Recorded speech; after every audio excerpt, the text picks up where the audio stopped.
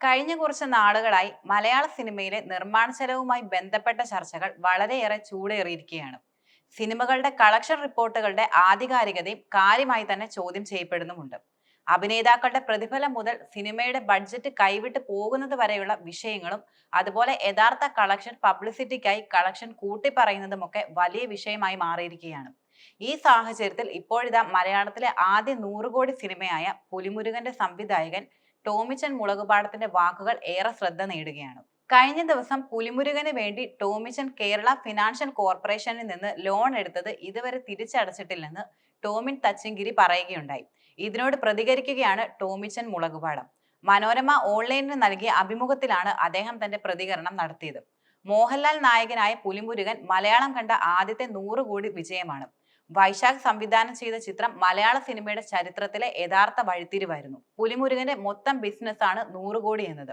3 കോടിക്ക് മുകളിൽ നികുതിയായി അടച്ചിട്ടുണ്ടെന്നുമാണ് ടോമിച്ചൻ പറയുന്നത്. അന്ന് OTTയും ഗ്ലോബൽ കളക്ഷനും ഇല്ലെന്നും ഓവർസീസ് ഇല്ലാതെ 18ാം ദിവസം 100 കോടിയിലെത്തിയ സിനിമയായിരുന്നു പുലിമുരുകൻ എന്നും ടോമിച്ചൻ പറയുന്നുണ്ട്. കേരളത്തിലും മറ്റ് സംസ്ഥാനങ്ങളിൽ നിന്നും നേടിയതാണ് 100 കോടി എന്നത്. അതിൽ നിന്നും ടാക്സും തിയേറ്ററുകളുടെ ഷെയറും കഴിഞ്ഞുള്ളതാണ് നിർമ്മാതാവിന് കിട്ടുകയെന്നും അദ്ദേഹം പറഞ്ഞു. പുലിമുരുകന്റെ ചിത്രീകരണം പറഞ്ഞ ബഡ്ജറ്റിൽ തീർന്നില്ലെന്നും അദ്ദേഹം ചൂണ്ടിക്കാട്ടി. ചിത്രീകരണം ആരംഭിക്കുമ്പോൾ 20 കോടിക്ക് താഴെയായിരുന്നു ബഡ്ജറ്റ് ഉണ്ടായിരുന്നത്. പക്ഷെ ചിത്രീകരണം തീർന്നപ്പോഴേക്കും അതിന്റെ ഇരട്ടി ചെലവായെന്നാണ് അദ്ദേഹം വെളിപ്പെടുത്തുന്നത്.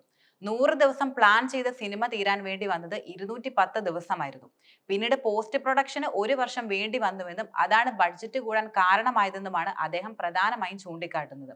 ബഡ്ജറ്റ് കയ്യിൽ നിൽക്കാതെ വന്നതോടെ പലയിടത്തു നിന്നും ഫണ്ട് അറേഞ്ച് ചെയ്തിട്ടുണ്ടെന്നും അദ്ദേഹം തുറന്നു പറഞ്ഞു. KFCയിൽ നിന്നും 2 കോടി ലോൺ എടുത്തിരുന്നു.